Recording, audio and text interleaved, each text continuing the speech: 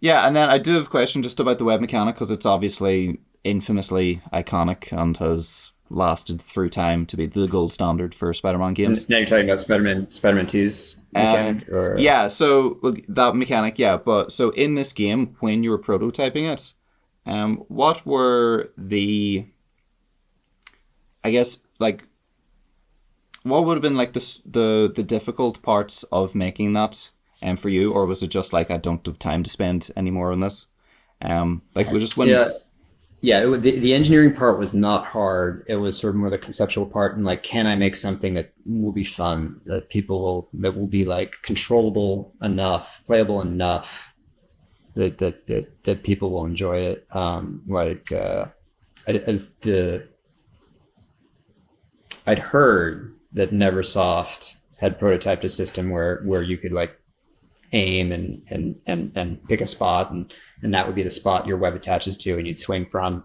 And that did, and they said it was impossible to control, and I believed it. And I hadn't played with the grappling hook mods for like Quake or there was a popular Tribes. Tribes was pretty popular back then. I think it had a grappling hook on a mode or option, and I'd heard those were both very possible to control. So finding a way that the computer could like assist you and pick good points for you to swing from that felt good and natural. That was kind of the main challenge for me. And I don't think I nailed it. Like I did something that worked okay. And it wasn't really until Eric Pavone and Andrei Pokrovsky sort of took it over and changed how it worked, that it became something much more fluid and controllable and felt really good.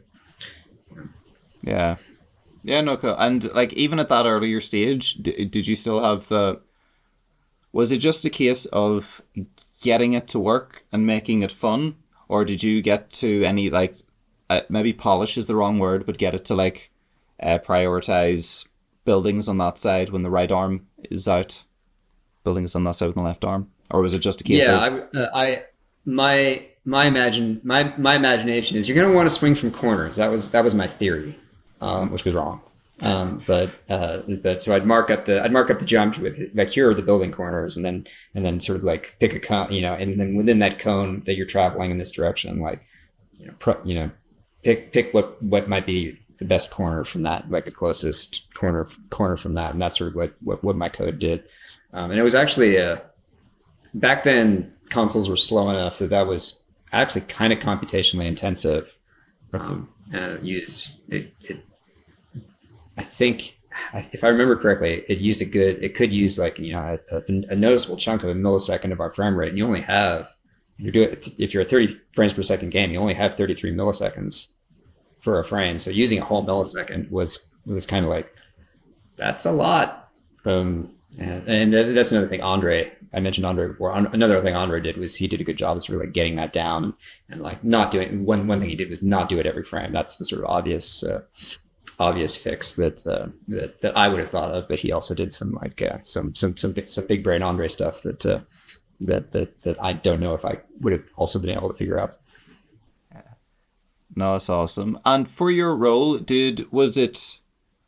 I don't. Would it have been your role or part of your role, for um the optimization of it? You say so, like making if something literally, as you say, if something runs every frame, make it run like every second frame to save computational power or anything like that. Would that have fallen onto you, or would that have been like delegated to someone else? Or One of the main things that fell onto me was finding out what was slow. So I would do profiling and performance measurements and be like, oh, this code here is really slow. And then maybe I'd be like, oh, there's something simple I can do here to make this fast, and I'd just do it.